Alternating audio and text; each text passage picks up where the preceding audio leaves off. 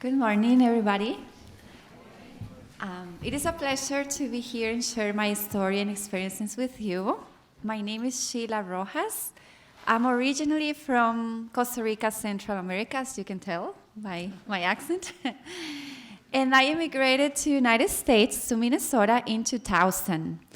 I was looking for a job in the field of intervention and prevention. Previously, in my own country, I used to practice criminal law, and I realized that working for the system was not what was in my heart, that I wanted to work with people face-to-face on the streets to really help them not to get involved with the system later on in their lives. And having some friends in Minnesota, I established some connections with nonprofits, and finally, was able to accomplish this dream that was probably one of the biggest dreams of my life, to work in prevention, intervention with families at risk. And I moved to Minnesota and worked for 11 years in this field in different capacities as a family worker, in-home family educator, and later on as a family and child psychotherapist, providing services in-home for mainly Latino families and other families. Most of my cases at that time, especially in the last 7 years of my career, before I took a sabbatical, I was providing services for families that were involved with child protection in very intense cases. In all these years of working in the field, in different times I will have signs and symptoms of burnout. I would say moderate to high burnout. And I was so motivated and very optimistic and very positive about my job, and that I never thought that my job was causing all the symptoms I had. I always would blame other factors. Well, I immigrated. Immigration is a very stressful event, which is true. Well, it's a change of weather. Well, it's this. Well, but I never allowed myself to blame my job or my career for the symptoms that I would have in different times. And I, anyway, would go home at that time couple of times a year. And that was at that time the medicine for everything, of course. We'll go home to visit my family in Costa Rica, beautiful weather, and friends and family for 2 weeks, and all the symptoms were gone. And I was ready to come back and embrace my job again with the same optimism. And it was not until I was around 7 years of working in the field. By then I was doing psychotherapy in-home services. And the last 3 years of that, at that time, it was when I was starting to have symptoms of secondary traumatic stress without being aware of it. I remember that I knew, I had some insight that my set of beliefs, some of my beliefs were changing. I remember thinking that, the world is a very dangerous world. And raising children is a very challenging task. I don't have a family myself, but those were my thoughts. Raising children is so challenging, it's so hard, it's just for brave people, because I was doing in-home family therapy. And then also thinking that most of the people around us, they struggle with mental illness. I'm very sure about it. And I had some insight that my thoughts had changed, especially in those issues, but I never thought that was not reality, because I was not aware that I was having symptoms of secondary traumatic stress. Friends and family will make comments, like, oh, you used to smile at the time, and it has been a while since you don't smile. So I knew I was a different person, but, you get older, you change. never blame my career again for that. I knew it was stressful, but it was so meaningful, and it was a dream that I had accomplished that I didn't allow myself to think that it was the main cause of changes in my life that were not necessarily positive in many different areas of my life. One of the factors that contributed to the fact that I faced secondary stress, traumatic stress, was the fact that, as all of you know, or many of you know, when you provide in-home services, the exposure to toxic stress increases a lot. You are in the middle of the problem. I myself was in the middle of domestic violence episodes with the family. Many of our families live in poor living conditions. My families at that time, most of my caseload were Latino immigrant families. And so you visit them at their places, in their basements where they live, and so you are part of their lives once a week or twice a week, with the smells, with the safety issues they live in, when you're doing home services also, the expectations of the family and the clients are high also for the visitor. In my case, for example, many times the family expected from me to help them read the letters they were getting from hospitals, government agencies, school, because many of my clients were not able to read English, and sometimes even making phone calls to respond to that, letters or communication. And other times, my focus had to be at that time, in moving ahead with the goals. We had some pressure from government agencies that the case is at court. We have a hearing coming up, and we expect that in 6 months, hopefully, we will be close for reunification, when the case was an incest case, let's say. So there was a little pressure from that, and the family expects that you also will help them to address other issues like housing, like food, clothing, and it's understandable. We all know that when people are in high stress solving basic needs, they may not be available for treatment. But the provider is in the midst of these tensions of, we need to solve this case, but the family is not there yet. They are, and I'm not their social worker, but I'm the one that is visiting them. And all these factors related to providing in-home services, in my personal case, were very important and contributed to finally facing secondary traumatic stress in the last 3 years when I was practicing. To the extent that my family in Costa Rica once, and I visited them once, and they say, no, you have changed so much, and even your physical health is suffering, that we strongly suggest that you will take some time. By then, I was finally getting my license, an LPCC license, and I have to clarify, as a Latino person in any age, your family is very important. You know, you are a community, and you make decisions in community, in your family, when in my culture. And so their opinion was important to me. I decided to take a sabbatical time, and that was 3 years ago. I thought it was going to be just for a year, and I started working as a Spanish interpreter at the hospitals, and which was a gift to have that transition. It has been 3 years, and just this year is when I started doing few hours in psychotherapy, but I have been very hesitant to go back to that, because being out of there allowed me to recover myself first. And it's a very scary feeling when I still think like, I really lost myself. And nothing, even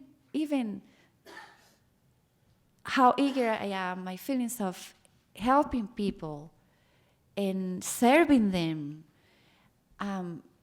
it's not worth to lose myself. And I need to be sure that I will have the right conditions to be the person that I am if I am going back to use my talents and serve the people that I love. This year, thanks to the Guadalupe Alternative programs in the West Side, I'm being able to do a few hours of child psychotherapy, and their support has been great and has been part of my healing journey. Factors that also triggered the secondary trauma, stressing me, I think, my beliefs of saving the world, and there is a reason why I was able to get a job, and there is a reason why immigration opened the doors for me, and that was a milestone. And so my interpretation of that is, I have to use the best of my ability in doing this job in the best way that I can, because the doors open. It was also early in my career. I was switching careers, and so still learning, still in training. So you face these big challenges, and you are still gaining skills to face them.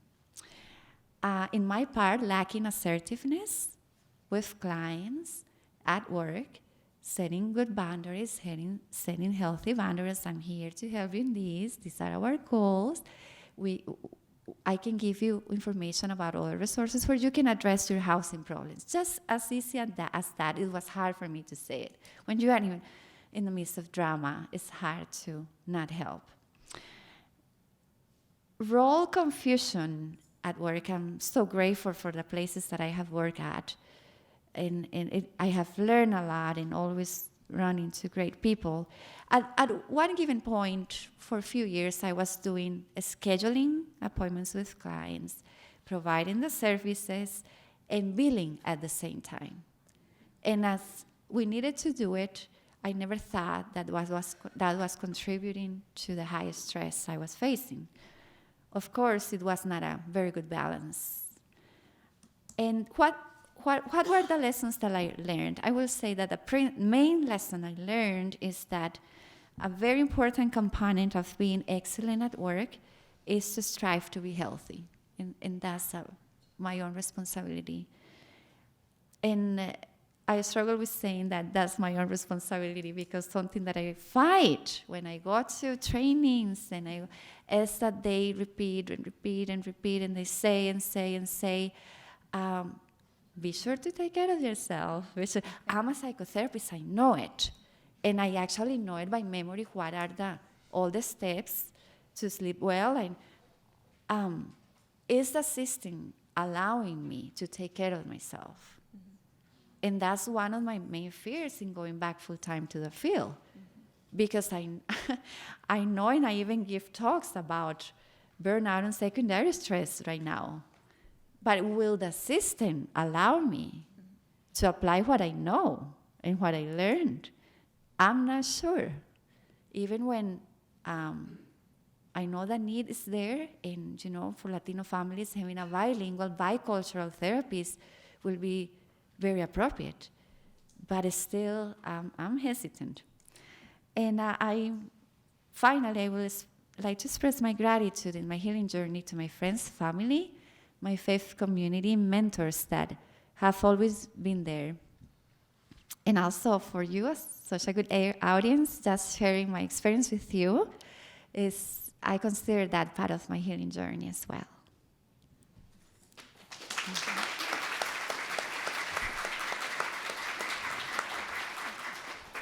Thank you. My name is Carolyn Rottman, and I am not a social worker or a doctor or a neuroscientist or anything like that. My science is teachers and kids. I'm currently a behavior specialist or behavior coach at Bruce Vento Elementary in St. Paul, previously Econ, so in the Frogtown area of St. Paul. I've been in the St. Paul schools for 25 years, in and out, in different reasons, sort of related to secondary stress, but mostly related to centering myself and being back with kids is what I needed at a particular time in my career change. So I'd just like to share a little bit of my journey with that, and hoping people out in the outer parts of the states even have had some experience with what I've had experience with, because one of my roles was to, or still is to, provide training for teachers, looking at how the social and academics play out or in its equally important role in a school. Because one of you had said about the focus, that schools are under focus, under microscope constantly regarding test scores. As you know, if you were to look up Bruce Vento's test scores, it would not be a pretty sight at different times. But if you were to consider the needs and what we're working with and the growth we've made on the behavioral aspect or the social skill aspect, we should start to see significant incremental growth.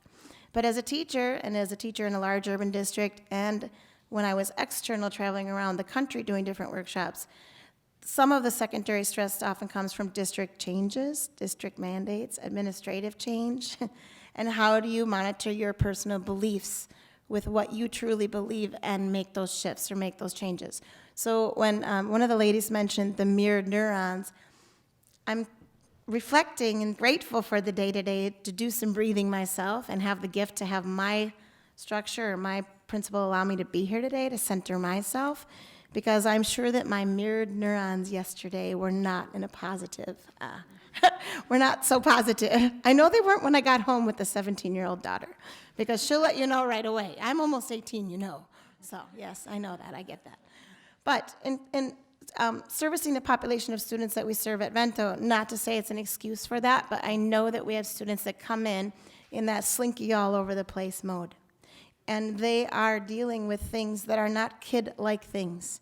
And they're processing, they're showing us, look at me, see me, hear me. What do you notice in the behavior to me or in the running out of the room or whatever that may be, that they are not able to navigate an adult set of things that are going on in their life. So we talk about no excuses a lot at Vento, and that's kind of what keeps me coming back each day in that role, that I do sleep, so that is one of the things, because sometimes I'm asleep at 4:30 or 5 o'clock when my family comes home, but I'm able to get myself centered and come back. When I was teaching in the classroom, I started teaching in 1989 at another St. Paul public school. Taught first grade, second grade, sixth grade, and I've done some middle school work around the state and around the country, but I actually prefer the little ones a little bit better. It's just, I don't know, kind of the armpit of adolescence is the way I felt about when my two girls were navigating middle school. So at this time, I prefer not to just do that. But I love them. I love them to death. And I love middle school teachers to death. You are an honor, and I have to honor what you do. So thank you, middle school teachers.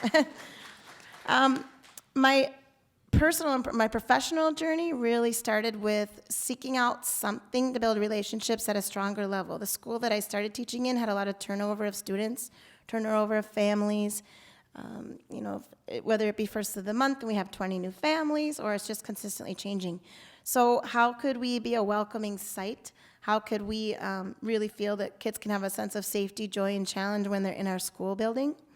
And responsive classroom kind of came into my professional life at a point when I needed that. I was a new teacher. I was third, fourth year teacher, reinventing everything I had done year one, year two, and so forth. And I felt at that point being pretty successful with kids, but it was changing. Their needs were changing. Kids were not changing. Kids are kids, but their needs were different. So in order to differentiate the academic part, I also needed to differentiate the social skills, instruction or support that I was giving my learners. So in thinking about that, for me, finding that and really having a true belief that all children are good.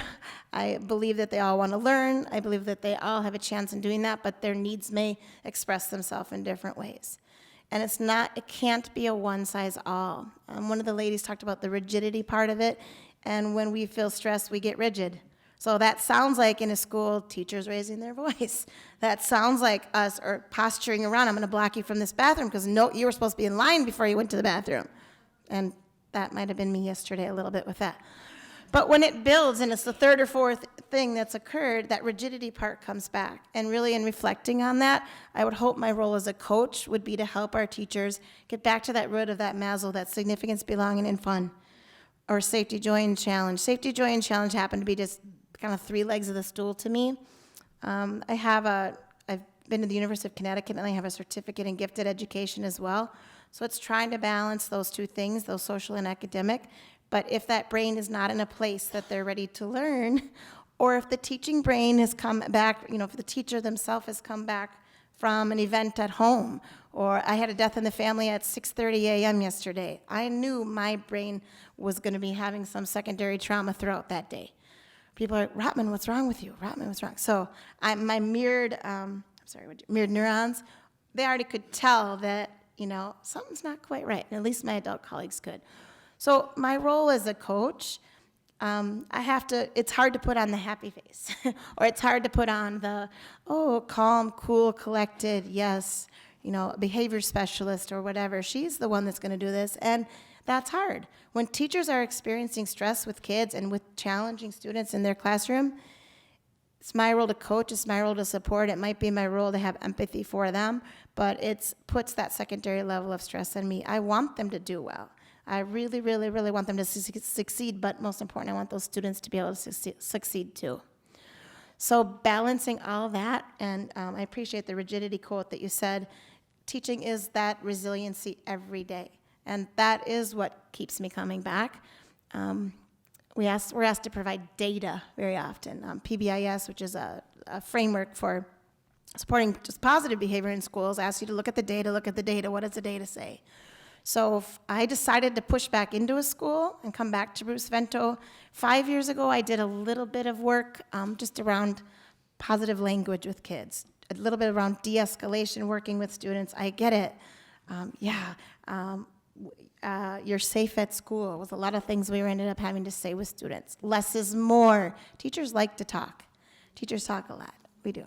And if they're flashing my 15 minutes or whatever, I know why. We like to talk, but kids aren't ready to hear all of that sometimes. So get to the root, get the relationship part. There's no correction or fix or problem solving going to occur unless there's not a root of a connection there. So in my head, I'm thinking connection before correction. So at Vento, we started this thing. We kind of revamped. We had a couple of must-sees. We really wanted to focus on that positive language piece. And behavior data started to change a little bit. So the per capita, per 100 office referrals were somewhere in the nature of 283. Second year, they were down to 220. Last year, we were down to 140 per 100. So we had this huge decrease, almost 50% over a 3-year span. And then that third year, we went from 400 students to 600 students. And the secondary trauma of that was our teachers, back to rigidity. All the special ed, full inclusion, what does that mean? How is that going to look? How am I as a teacher going to be safe? Do I need to learn CPI? Do I need to know how to restrain? We tend to go back to that as teachers and trying to be the one to say, it's going to be okay, we're going to navigate this, we're going to figure it out. Again, it's rooted in that relationship piece. We need to know our students. So judgment-free, assumption-free, all those things we need to do as educators was tough for our staff. But the data proved that we still were able to make significant gains, even though we had that full push in, I'll just say initials, LC. Last year, they came to Vento and did a huge photo shoot about this full inclusion, students EBD level 3 in the classroom, and there's LC on the front page of the paper. And I send it to my responsive classroom friends. I'm sending it to everybody. Look what we're doing. We're proud of what we're doing. And it didn't talk about all the good. It talked about some of the stressors about that. So again, above the fold, on the front page, St. Paul Pioneer Press, the stress the teachers feel about having this full inclusion model. So yes, we have tough kids. Yes, I definitely have been in personal situations where I've never felt unsafe, to be quite honest. I haven't felt unsafe going to my car or within the walls of the school or with the parent, but I have seen kids feel unsafe. So experiencing, to me, things like self-harming behaviors, and where I feel like control now, what do I do? My number one job is safety. How can I be safe? How can they be safe? Even in a cause where we do very little restraints, but when a restraint's needed, to center myself, I'll often say, I don't want to put my hands, if my body's not safe and your body's not safe, I will have to hold you. And I don't like saying that, but yesterday, what can I say or how can I provide a safe environment so that doesn't have to occur? Because sometimes that's a secondary trauma for a student to have that too. So my family also does not want to hear about that. They don't want to hear about it. My dad, he's 77 years old, and I love him to death. And when my mom passed, are you sure you're safe at that school? Are you sure you're okay? Yesterday, are you sure you're okay? Yeah, Dad, I'm just tired. I'm okay. But I'm okay. The dishwasher's getting fixed tonight, so I'm okay. and things like that. I tend to put humor in it and try to be resilient myself. But that relationship piece, if you think about one of those pillars, is not my family, it's my colleagues. It's a particular one colleague, which I really honor, who calls me all the time to walk, even when I'm sleeping at 5 o'clock at night. Let's go for a walk, let's go. And we talk shop, and then it feels better. So we just kind of have that sense of, okay, we got it. We're sharing like stories. So Ricky, thank you for allowing me to have that relationship. Not necessarily a vent, but a catharsis, but we laugh and we joke and we share and we understand. And she's also a St. Paul public school teacher.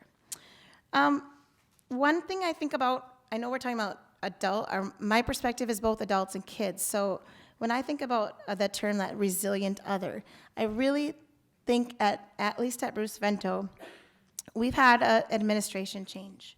And that administration change is going to significantly change our data.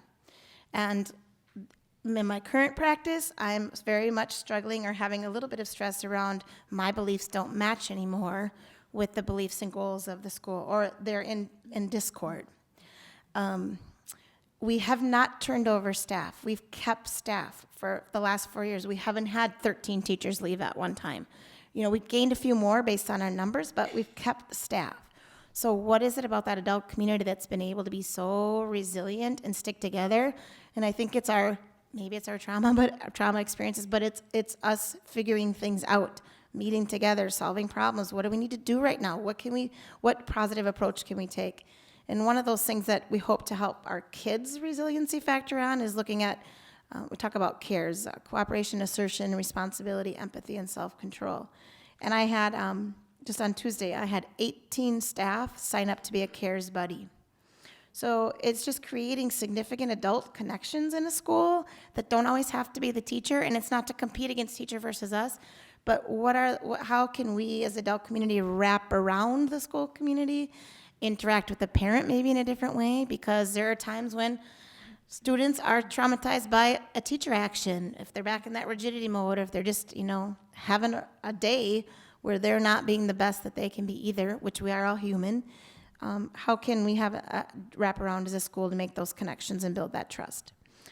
The last thing I think I really want to say is I have an orange personality trait, and the Q-tip motto, some of you probably know that, the quit taking it personal part, is really hard, but that's another thing that also helps my staff, helps myself to say it. I'm going to go back and share those 3 things right away on Tuesday probably. I do work with the teacher assistants as well. But our goal is to be on the same page as a school. How can we maintain the integrity of the child and be able to move forward with the academic part as well? So thank you. I appreciate being here, but thank you, and I would love to answer questions.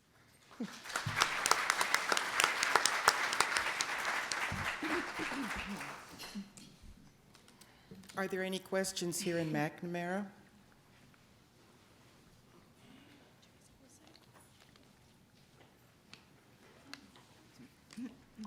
Do we have any questions from Greater Minnesota? Yes. I have a question from Olivia, Minnesota. Regarding the first aid kit and the taking in the good, do these tools work with preschool and younger elementary age children? And how could we implement them with this age group? Well, I can just answer that. They definitely do work with younger kids, and I think that when the first aid kit stuff we use with all ages of kids, and I think that as long as the adult is modeling the use of those different skills, the kids really get into it, and you can talk with them about how, yeah, this is something you probably do anyway, and let's figure out what are the things that you already do to help yourself be resilient, and here's some things that can help you. So I think you can use them. I think with taking in the good, it's just really a matter of having kids notice what's going right and giving them some examples from your own life. And just remembering that, especially when you're working with children, that their whole system of mirror neurons is incredibly powerful. That's how children learn everything. So they're going to learn much more quickly from you than an adult or an older child. So it's really good to start with them when they're little. Yeah, just the only other real quick comment I'll make to that is that between the ages of birth and 4 years, I mean, that's when our brain is in like prime optimal, I mean, the neurons are just like firing on crazy mode. So that's often a time when, you know, people try and introduce like other languages to kids and things like that because their receptors are and their ability to kind of create new neurons is really big during that. I mean, I think for kids in general, and we're learning that, I mean, it used to be, and I think Cynthia talked about this earlier, that we thought that by the time we became adults that, you know, our brains were, that's it. You know, that's as much as we had. And then we were just going downhill from there. We were just losing stuff. But, you know, research is showing that, yes, certainly for kids, especially preschoolers, real prime optimal learning and brain development.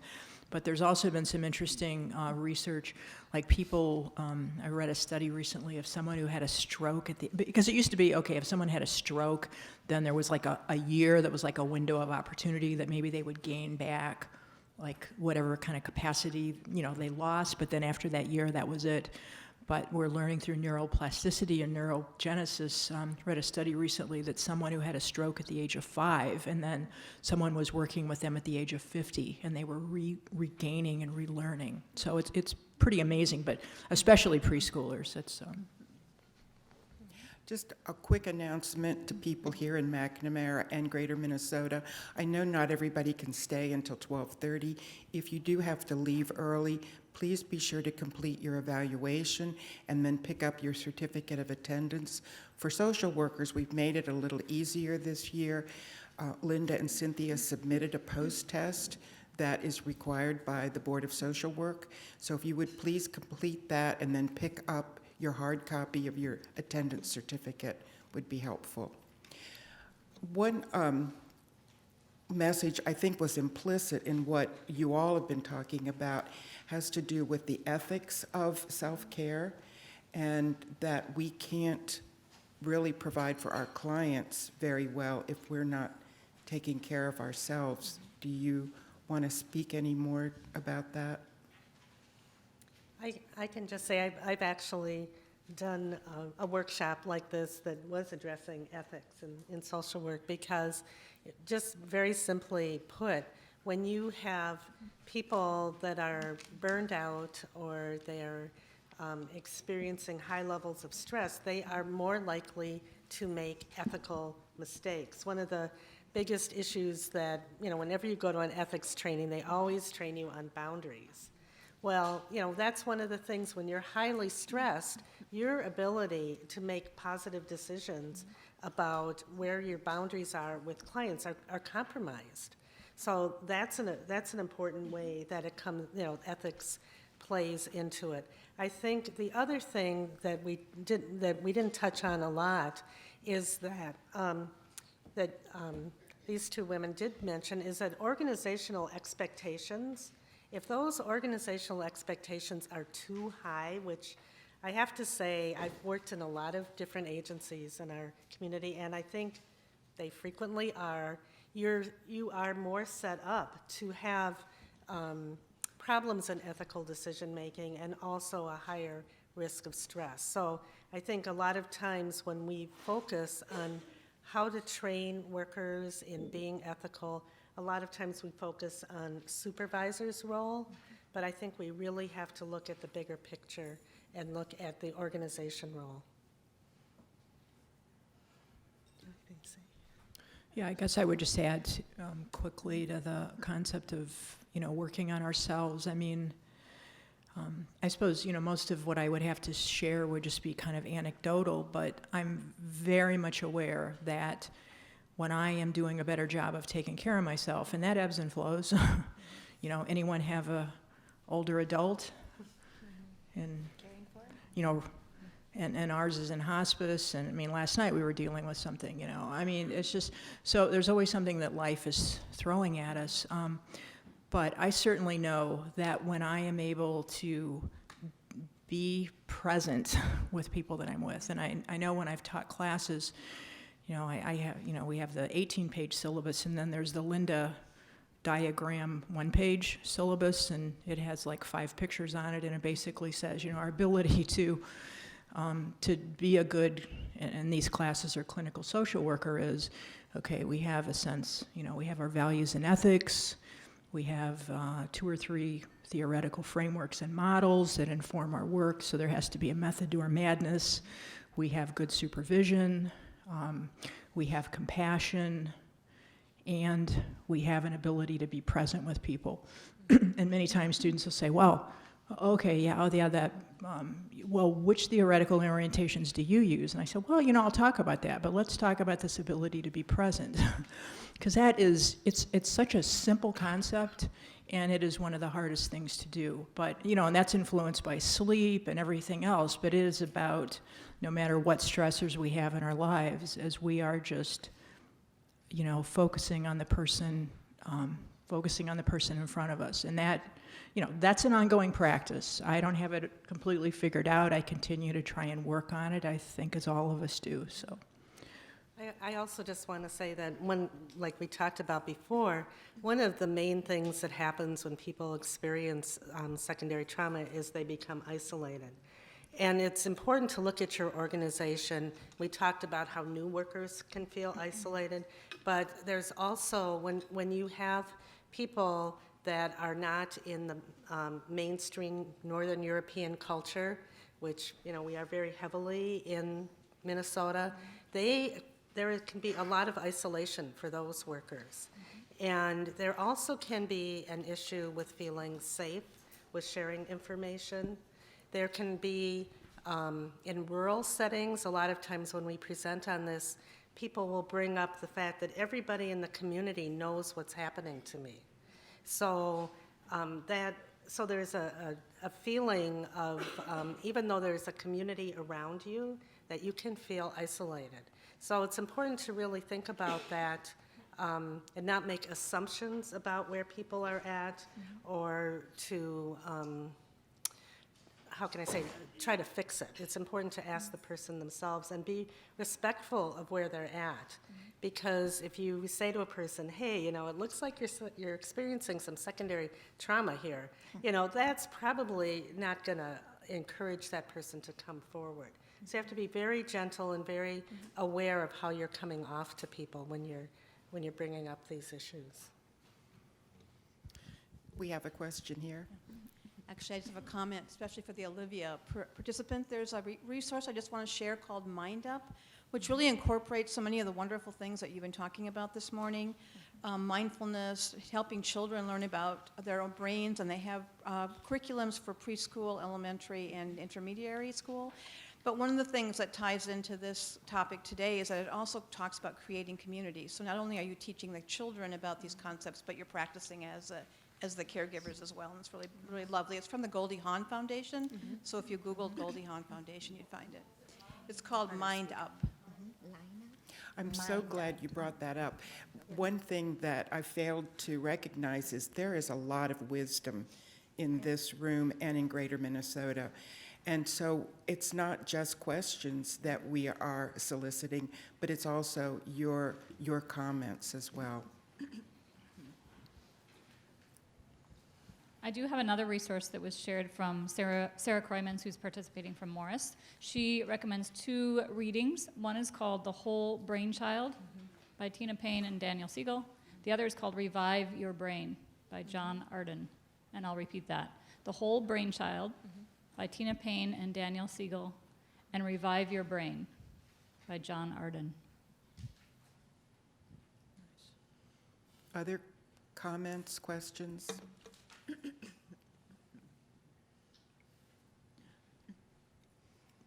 I could just go back real briefly, because I really liked both Sheila and Carolyn kind of alluded to, or not just alluded, but kind of spoke to the in organizational, environmental context, and I'm glad that Cynthia followed up on it as well.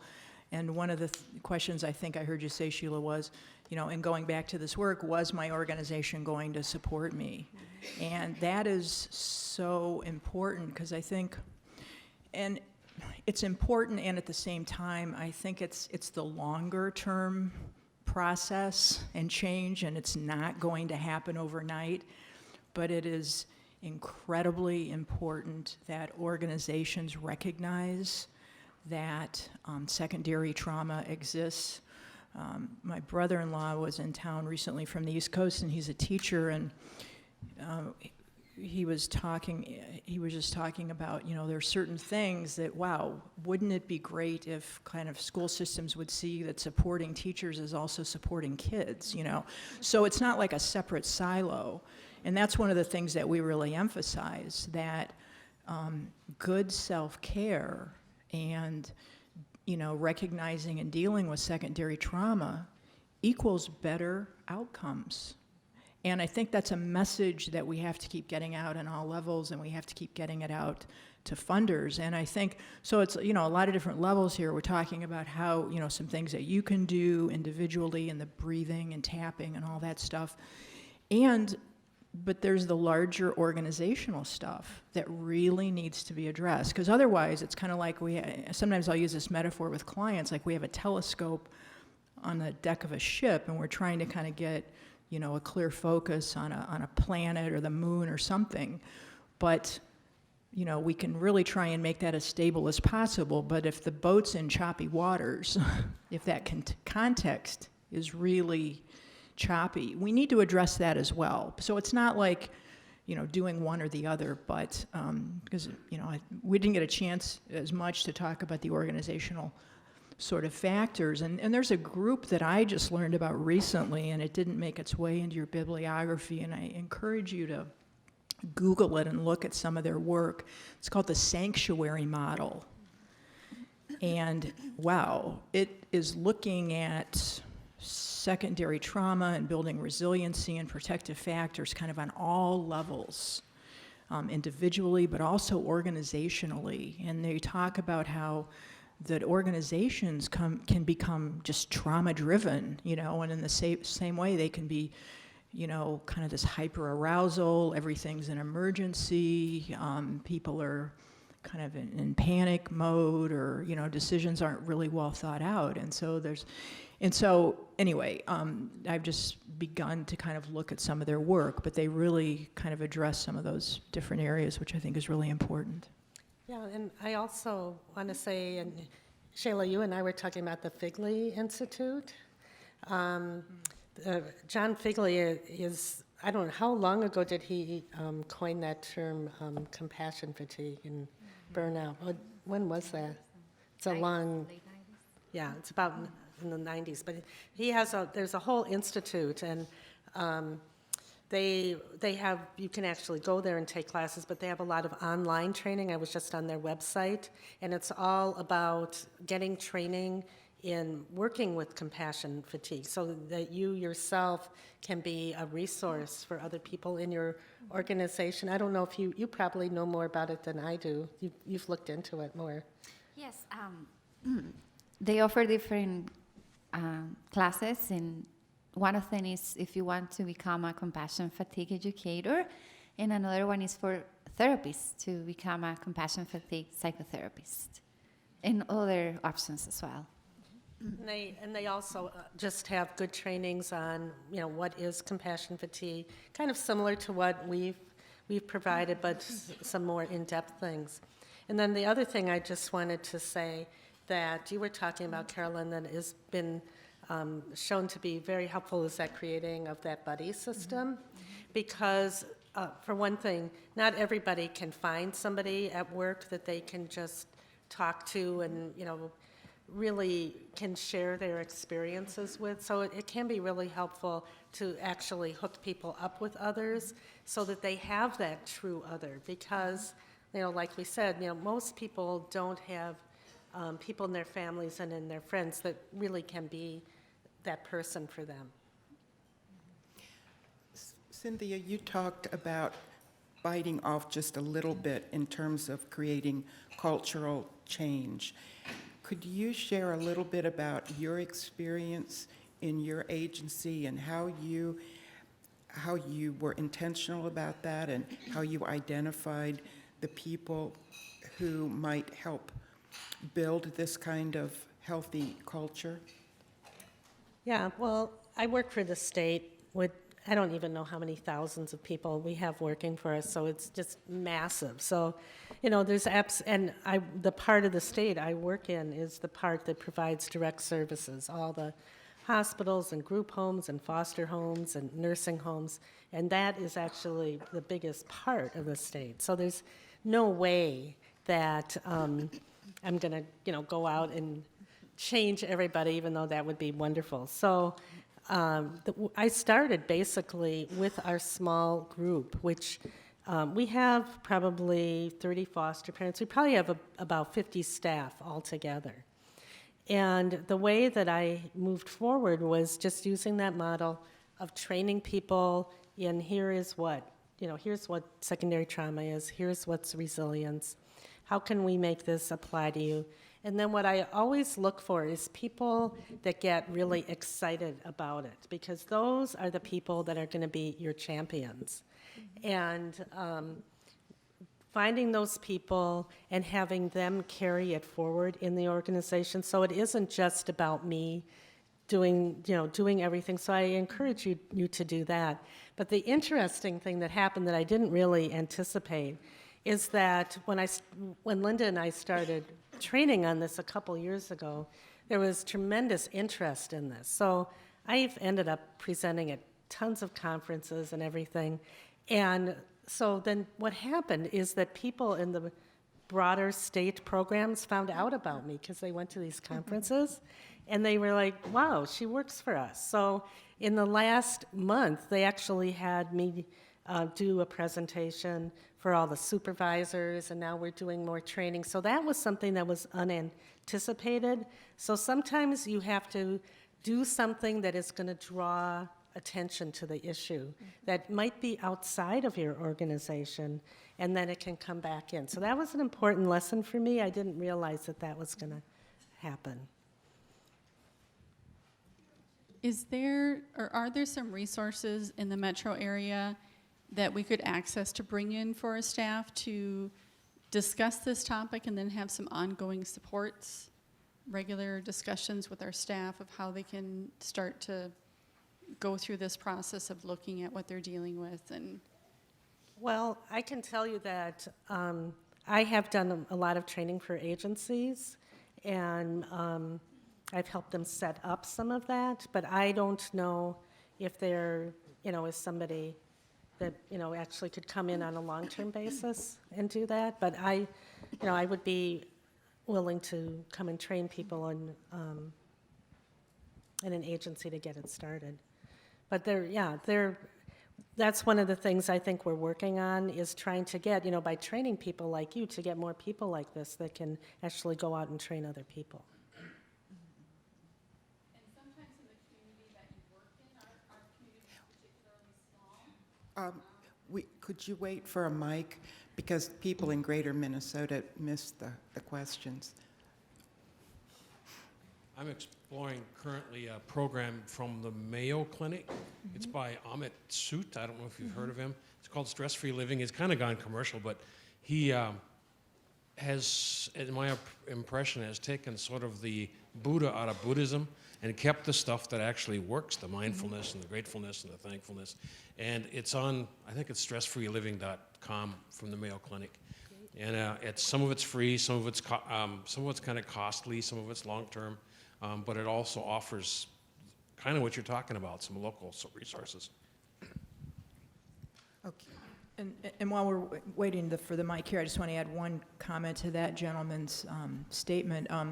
I don't know if it is available here or not, but I kind of learned of, and we know about mindfulness-based stress reduction, and that's done at several places. And my daughter, she's an environmental attorney out in Colorado, and she was home recently, and she was talking about her law firm and how she was just describing secondary trauma and overwork and everything. So we went online and we were looking at, and we found some mindfulness-based stress reduction things that are out in Boulder, but they will go into an organization and kind of do it from it. And so maybe that's one piece of it, but there could be some things that are in place that maybe could deal or kind of work on that organizational level. So that's just one suggestion, to maybe check out mindfulness-based stress reduction to see if they might actually be able to come into a work setting, because then you're having everybody, or I guess you'd have to, maybe volunteer if people wanted to do it or not do it, but that would be a way of kind of trying to integrate it in more to the organization as opposed to, some other piecemeal things. So. In my comment earlier was sometimes when you work in a small community, it can be very enmeshed, and it's sometimes the message is heard or better received when it's coming from an outside expert. And so I think that sometimes it is helpful to have somebody else come in and introduce the topic until there's some level of buy-in, and then somebody within can help move it forward. Yeah. I think it would be great if there was some way that we could create like a online community or a listserv or something like that, where we could share information with each other on just what we're talking about. Because I think what happens right now is that everybody is kind of like you are. You're just looking for something. And maybe somebody somewhere does know of a resource, but there isn't really a way for us to share that. So I think that might be something for us all to think about too. One just other real quick comment on that is they really encourage you that if you are going to be doing anything in your organizations on secondary trauma, Cynthia and I did a training, I think about a year ago, for a couple of programs in North Minneapolis that worked with homeless women, and one program worked with homeless women and kids, and they did an all-day retreat, and they brought us in for about 3 hours. But one of the things that we encouraged them to do was to invite board members to it and upper level management. Now, they didn't come, but if you're going to be doing trainings or having things in your organization, I think to let everybody know about it and to invite them and kind of encourage them, because I think what happens is so many times it's frontline staff and teachers and maybe supervisors who are getting this information, but it's not going to these to these other folks. And then especially if, they can start to kind of hear that this leads to better outcomes. Funders love that, and people in management, really like to hear that. So that's a message I think we need to kind of keep integrating as well. I just want to say, from a school perspective, we did have Judy come and sort of talk to us, but we have a social work. The social workers in St. Paul Public Schools are leading embedded trauma PD for our staff, and I believe that's district-wide. But part of being trauma-informed or trauma-directed as a school is to have that, I guess, the mindfulness of it at least when I lead staff development, which I lead once a month. So we do circle up, we do play, we do laugh, and they don't grumble about that anymore. It's okay. We have, just like we have a morning meeting with our students, we do that with our teachers. I still have 5 to 10 jump up to volunteer. And it was hard at first, but if we wouldn't have made the effort to even move the chairs around to make a circle, something as little as that, to just set up the scene of a meeting or a staff meeting, perhaps. My husband thinks I'm crazy. He works for a major medical company, PowerPoint, whatever. And I'm more paper pencil charts or sticky charts all around the room. And I watched him once lead, he does professional education for a very large company, starting with a Z. And they had to videotape him leading this. And it was so odd. He was standing in front and kind of leaning back and sitting on a table, and people were in a circle. And he just is always commenting to me about that. And I said, well, what were you after? And he jokingly said, I didn't ask for, do you have any questions and comments? And I didn't play a game and whatever. Pretty soon he had this book of circle activity and games. And I thought, that's kind of cool. But not every time is he able to do that. But I know that schools and business organizations may think differently. But if we're kind of after that, to me, with that trauma piece in my head, I'm after building that sense of community in and amongst my staff or my peers and my colleagues. So we have to make the extra effort to model it or set the scene for that, if that makes sense. Are there any other questions, either from Greater Minnesota or here? Oh, we've got a question here.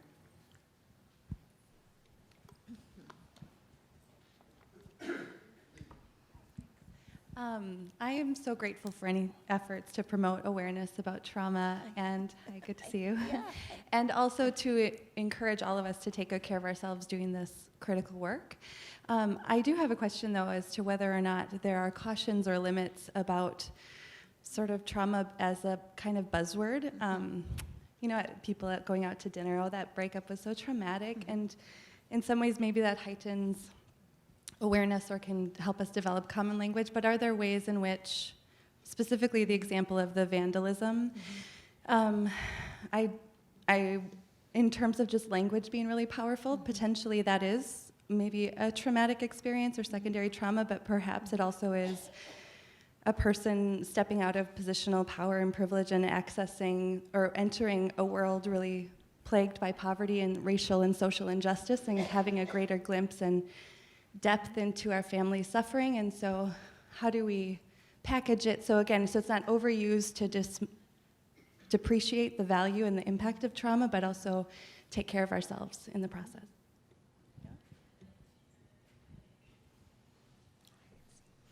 Well, I just want to say that I think that when you're talking with people about trauma, a lot of times people do have a strong reaction just to the word. So a lot of times I'll just talk about stressful situations or unsafe situations.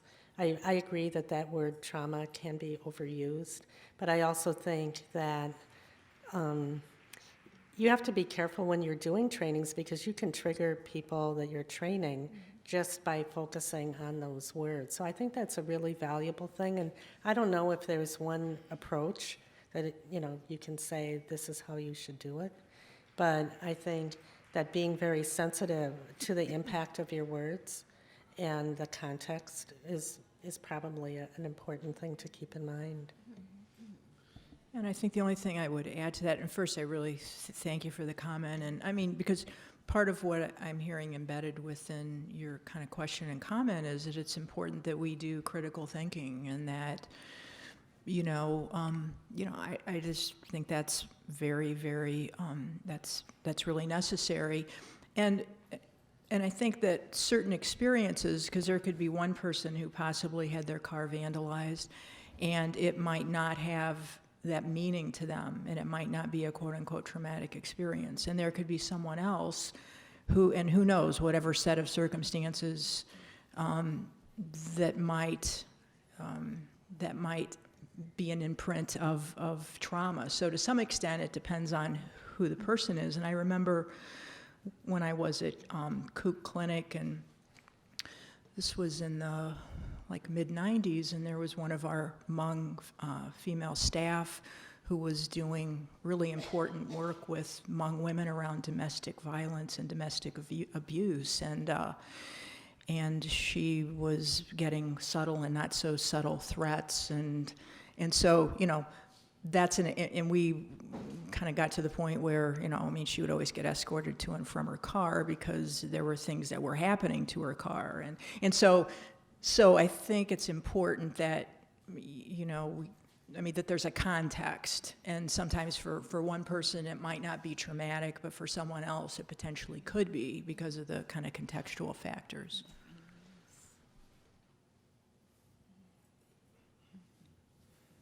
Any other questions before we wrap up?